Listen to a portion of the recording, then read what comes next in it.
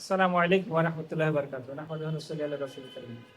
আজকে শীতকালীন বইমেলার উপস্থিত মাননীয় ভাইস চ্যান্সেলর মহোদয়, আমাদের ঢাকা বিশ্ববিদ্যালয়ের ভাইস চ্যান্সেলর স্যার, অধ্যাপক নিয়াজ আহমেদ খান স্যার, এবং উপস্থিত আরবি ইসলামী বিশ্ববিদ্যালয়ের মাননীয় vice chancellor Shamsul Alam sir, Dhaka বিশ্ববিদ্যালয়ের doctor Saifuddin Ahmed sir, assistant doctor Rafiqul Islam sir, অন্যান্য শিক্ষকবৃন্দ এবং টিএসসির কর্মকর্তাবৃন্দ, ছাত্রছাত্রীরা এবং যারা এসছেন সকলকে স্বাগত জানাচ্ছি।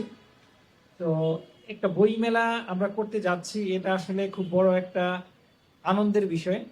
পবিত্র কোরআন যখন নাজিল হয়ে প্রথম শব্দটা ছিল পড়ো পড়ো। তো এই পড়া বই হচ্ছে জীবনের সবচেয়ে ভালো বন্ধু। একটা বই মানুষের জীবনকে চেঞ্জ করে দিতে পারে। এবং আমরা দেখছি যে সারা বিশ্বব্যাপী মানুষের যে বই পড়ার প্রবণতা বাংলাদেশে অনেক কম তুলনামূলক বিশ্বের অন্যান্য অনেক কান্ট্রি থেকে। অনেকটা তারা বাসে ট্রেনে সব জায়গায় বই পড়তে থাকে। আমরা মনে করি বই পড়া, উদ্বুদ্ধ করা, বই পড়তে পড়তেই মানুষ জীবনকে আরো সুশীল করবে, জীবনকে সুন্দর করবে, জীবনকে আলোকিত করবে। তো আমি খুব সংক্ষেপে এই কথা বলি শেষ করতে চাচ্ছি। আমরা খুবই কৃতজ্ঞ মাননীয় ভাইস চ্যান্সেলর স্যারের প্রতি। তিনি তার অনেক ব্যস্ততার মধ্যে আমাদের মধ্যে এসেছেন এবং আমাদের সময় দিয়েছেন, আমাদের উৎসাহিত করেছেন, উদ্বুদ্ধ করেছেন। আমরা প্রক্টর স্যারের কাছেও কৃতজ্ঞ এবং যারা উপস্থিত হয়েছেন সকলের কাছে কৃতজ্ঞ। তো সংক্ষেপে এই কথা বলেই সকলকে ধন্যবাদ জানিয়ে শেষ করছি। আসসালামু আলাইকুম। ঢাকা বিশ্ববিদ্যালয় দাওয়া সার্কেল, বিশ্বাসের সাথে আলোর পথে।